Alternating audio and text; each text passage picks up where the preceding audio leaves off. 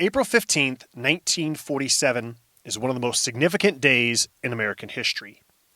That's the day Jackie Robinson made his debut with the Brooklyn Dodgers and integrated Major League Baseball.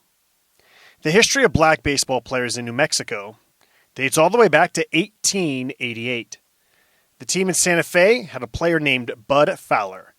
He was a black man on an otherwise all-white team. Fowler owned a barbershop in Santa Fe, but his baseball career in the city did not last very long. That was the story of his life. In his later years, Fowler said that he played in 22 different states and in Canada. Fowler is often acknowledged as the first black man to play on all-white teams before owners conspired to keep them out of the majors. This summer, Fowler will be inducted into the Baseball Hall of Fame and Museum. In the early 1900s, a man named Bill Pettis played in Albuquerque for otherwise all-white teams in 1902 and 1903. Pettis was the manager and team captain in 1905 for a team made up of 10 Hispanics and 2 black players. They went 48-1 that season. Pettis played 12 years in the Negro Leagues. He later caught for a team in Santa Fe, and he made money boxing and working the coal mines near Madrid. Then came Baz Owen Spalding. Born in Texas, Spalding was a 4-sport standout at Albuquerque High School. He played in the Negro Leagues in the 1920s and 1930s, then returned to New Mexico and pitched for teams in Madrid, Albuquerque, and Santa Fe. Spalding was inducted into the New Mexico Sports Hall of Fame in 1989. One of the biggest trailblazers for integrating baseball in the West was Herb Simpson. He integrated the West Texas-New Mexico League in 1952, 5 years after Jackie Robinson integrated the major leagues. Simpson played 3 seasons for the Dukes and became one of the most popular players in town. When Simpson re-signed with the Dukes, it drew big headlines. Simpson's performance led to dozens of black players getting signed all throughout the league. The Dukes, in fact, had 4 players on their 1953 team that won the pennant: Herb Simpson, Bill Geis, Joe Jacobs, and Grover Blacksher.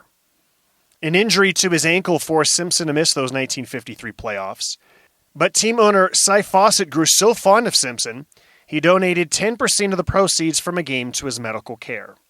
In 1954, Simpson married his high school sweetheart at home plate before a game. Yes, indeed, at Tingley Field, Simpson was in uniform, and his bride, the former Sophie Harris, was in her wedding dress surrounded by loving family members and teammates. Bud Fowler, Bill Pettis, Baz Owen Spalding, Herb Simpson. They were the pioneers. They were the Jackie Robinsons of New Mexico. And because of them, they led the way for the next generation of black ball players to thrive in the land of enchantment. Because of Jackie Robinson, the Dodgers continued to sign the best black ball players available. Willie Crawford signed at age 17, played in Albuquerque in 1966 and 67, then started for the Dodgers in the 1974 World Series. The famed 1972 Dukes team featured Davey Lopes, Larry Heisel, and Von Joshua, stepping stones before they launched lengthy major league careers.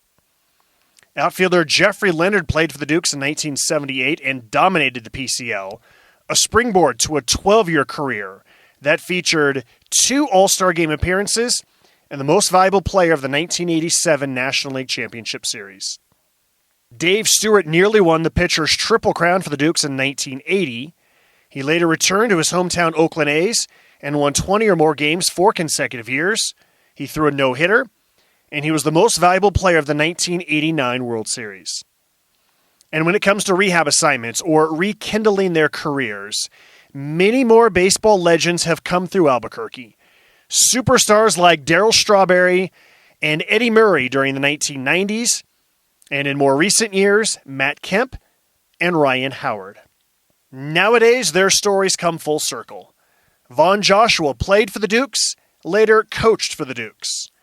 Franklin Stubbs once hit 4 homers in a game as a Dukes player, then returned as an Isotopes coach. Stubbs tutored Trayvon Robinson, and he connected the generations further, catching the ceremonial first pitch one night of New Mexico basketball legend Petey Gibson, the grandson of perhaps the greatest catcher of all time, Hall of Famer Josh Gibson. It's a family tradition in Albuquerque. Chris Gwynn played for the Dukes. His nephew, Tony Gwynn Jr., the son of the Hall of Famer, played for the Isotopes. Dee Gordon is another second-generation major leaguer who grew up around baseball because Jackie Robinson paved the way. What Jackie really wanted to see was black men managing baseball teams. The Isotopes were led by Lorenzo Bundy for 2 seasons in the Dodgers era and Glenallen Hill for 5 seasons in the Rockies era. Their stories are all part of the fabric of this town, of this state. It's a legacy that Wynton Bernard carries and treasures. As a kid, Wynton came to Albuquerque to watch his older brother Walter play football for the Lobos, and now Wynton continues that tradition as an outfielder for the Isotopes. It started with Bud Fowler, then Bill Pettis, then Baz Owen Spalding, and then Herb Simpson. Because of them, doors were opened. Because of them, opportunities were available. Because of them, baseball was better in New Mexico.